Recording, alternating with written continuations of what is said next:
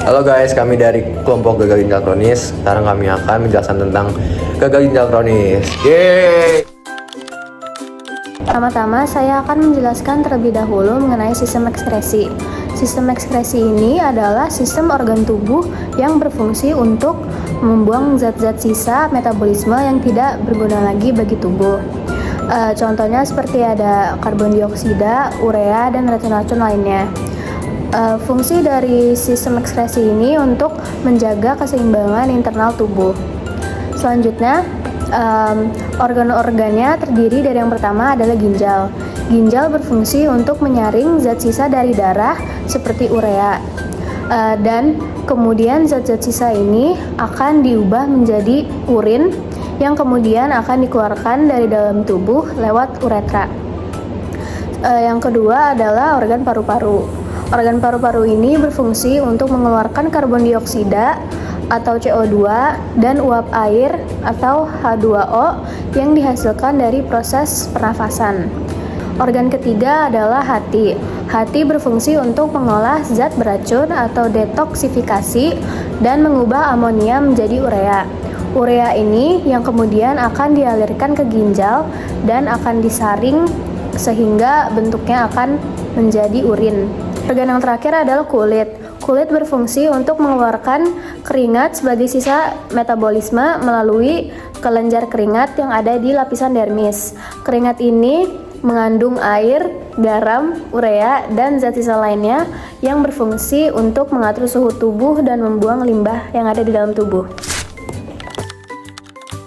Di sini saya akan menjelaskan pengertian dari gagal ginjal kronis atau penyakit ginjal kronis. Nah, apa sih yang disebabkan gagal ginjal kronis ini? Ini sebuah cairan, elektrolit, dan limbah yang menumpuk di dalam tubuh dan menimbulkan gangguan. Gejala ini bisa lebih terasa ketika fungsi ginjal memburuk. Pada tahap lanjut, gagal ginjal kronis dapat berakibat fatal, terutama jika tidak ditangani dengan baik. Misalnya dengan cuci darah atau yang dikenal juga sebagai hemodialisasi. Jadi penyebab terjadinya gagal ginjal kronis itu dapat disebabkan oleh beberapa faktor. Nah, paling umum itu dikarenakan diabetes tipe 1 dan tipe 2. Kadar gula darah tinggi yang terus meningkat secara terus-menerus dapat mengakibatkan kerusakan pembuluh darah yang kecil. Kadar glukosa yang terlalu tinggi dapat menempel di dinding pembuluh darah kecil yang nantinya akan membuat zat baru yang berbahaya, yaitu AGEs. Nah, AGEs ini kalau udah menempel di dinding pembuluh darah kecil dapat membuat dinding menjadi kaku, tebal, dan mudah bocor. Nah, hal inilah yang akan membuat kinerja ginjal menjadi menurun dan tidak dapat menyaring urin secara maksimal.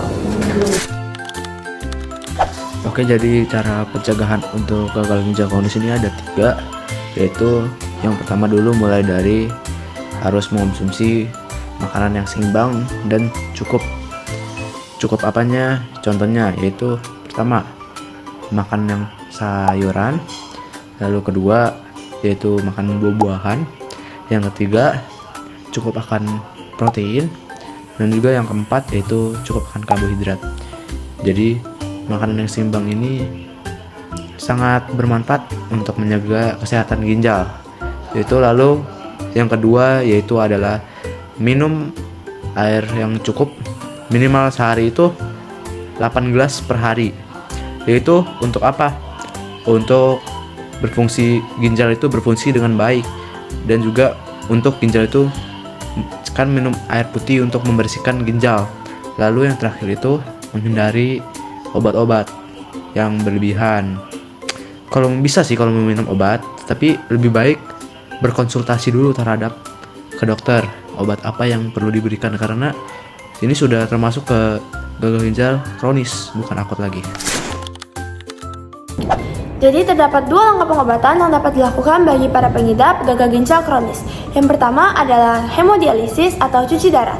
Jadi proses tersebut adalah proses penyaringan darah menggunakan mesin khusus untuk menggantikan fungsi ginjal yang tidak dapat bekerja secara maksimal. Prosedur ini dilakukan dengan menyuntikkan 2 jarum yang terhubung dengan selang dialiser pada akses vaskular seperti AV fistula, AV graft, atau central venous catheter, tapi AV fistula adalah akses vaskular yang sangat direkomendasikan dokter karena dinilai lebih aman dan nyaman bagi pasien. Sebelum proses ini dimulai, dokter akan memberikan obat pengecer darah seperti heparin supaya darah tidak membeku di dalam mesin. Darah pasien akan dialirkan melalui selang pertama menuju mesin dializer yang berbentuk tabung yang berisi membran semipermeabel untuk menyaring zat seperti urea, kreatinin, kalium, air, dan cairan berlebih dengan bantuan larutan dialisat. Sementara itu, zat penting seperti protein, sel darah akan dipertahankan di dalam darah. Setelah darah selesai saring, darah yang bersih akan dialirkan kembali ke dalam tubuh melalui selang yang kedua. Proses tersebut akan berlangsung sekitar 4 jam per sesi dan dilakukan 3 kali dalam seminggu. Bagi pasien yang sudah menjalani pengobatan ini, biasanya akan mengalami efek samping seperti hipotensi atau tekanan darah rendah, gatal-gatal, maupun mual. Kemudian metode pengobatan yang kedua adalah transplantasi ginjal, yang dimana metode tersebut adalah metode pengobatan dengan menggantikan ginjal yang rusak dengan ginjal yang baru dari pendonor. Pendonor tersebut bisa dari yang masih hidup atau yang sudah meninggal. Sebelum operasi penggantian ginjal dilakukan, biasanya dilakukan tahap praoperasi, yaitu mencari pendonor yang cocok melalui pengecekan golongan darah atau kecocokan jaringan, yaitu HLA. Karena semakin mirip HLA antara pendonor dan pasien, maka semakin besar kemungkinan peluang keberhasilan transplantasi dilakukan. Ginjal yang sudah diambil dari pendonor akan dijaga pembuluh darahnya dan saluran lainnya agar tetap utuh. Saat operasi dilakukan, pasien akan dibius, lalu dokter akan membuat sayatan di bagian bawah perut dan mengangkat ginjal yang sudah rusak tersebut, kemudian menggantikannya dengan ginjal yang baru dari pendonor. Pembuluh darah ginjal yang baru akan dihubungkan dengan pembuluh darah di perut, sedangkan ureter akan dihubungkan ke ginjal dan kantung kemih. Setelah semuanya terpasang dan prosedur selesai, sayatan akan ditutup dengan jahitan dan proses tersebut akan berlangsung sekitar 2-5 jam. Lalu ada juga dampak pada organ ekskresi yang disebabkan oleh gagal ginjal kronis. Yang pertama ada pada kulit, jadi gagal ginjal kronis itu bisa menyebabkan manifestasi dermatologik, yang artinya berupa gejala-gejala yang muncul pada kulit, kayak kulit kering, gatal, kelainan kuku, perubahan pigmen kulit, dan infeksi pada kulit. Gejala-gejala ini tuh bisa disebabkan oleh karena gangguan ekskresi yang membuat zat sisa seperti urea dan toksin, yaitu zat beracun, bisa menumpuk pada tubuh dan mempengaruhi kesehatan kulit. Lalu di paru-paru, gagal ginjal kronis bisa menyebabkan penumpukan cairan, yaitu edema paru, yang tepatnya ada di dalam kantung udara, dan juga pertukaran gas oksigen dan karbon dioksida, yang menyebabkan sesak nafas dan penurunan fungsi paru-paru. Kerusakan ginjal bisa mengganggu keseimbangan asam basa dan cairan tubuh yang berdampak pada paru-paru.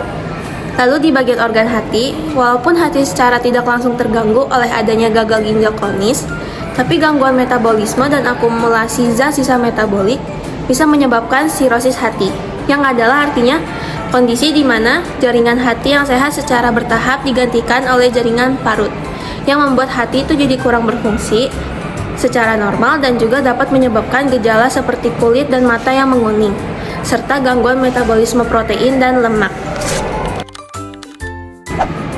Jadi dari topik yang kita bahas, yaitu gagal ginjal kronis, kita jadi merasa bahwa kita memang sepatutnya harus kagum dan bersyukur kepada Tuhan dengan memahami betapa kompleksnya tubuh kita diciptakan dengan kemampuan yang luar biasa dan bisa menjalankan fungsi-fungsinya dengan baik. Dengan penyakit gagal ginjal kronis juga, kita diingatkan kalau manusia itu memang memiliki keterbatasan dan pentingnya menjaga kesehatan sebagai tanggung jawab kita yang memiliki organ ginjal itu sendiri. Kesadaran akan kerentanan tubuh terhadap penyakit fatal kayak gagal ginjal kronis itu mengajarkan kita untuk lebih menghargai kesehatan yang diberikan dari Tuhan yang justru seringkali kita abaikan di keseharian kita. Jadi, dari refleksi ini kita harus lebih mendekatkan diri kepada Tuhan, bersyukur bahwa kesempatan hidup itu masih diberikan dan harus diterima dengan memaknai setiap ujian sebagai bagian rencana yang penuh akan kehikmahan. Oleh karena itu, aku mempunyai ayat yang bisa mendukung isi refleksi kita di Efesus 5 ayat 29, di mana sebab tidak pernah orang membenci tubuhnya sendiri tetapi mengasuhnya dan merawatinya sama seperti Kristus terhadap jemaat. Makasih teman-teman dan Bu Novira telah menonton video kita. Semoga video ini boleh bermanfaat ya. Dadah.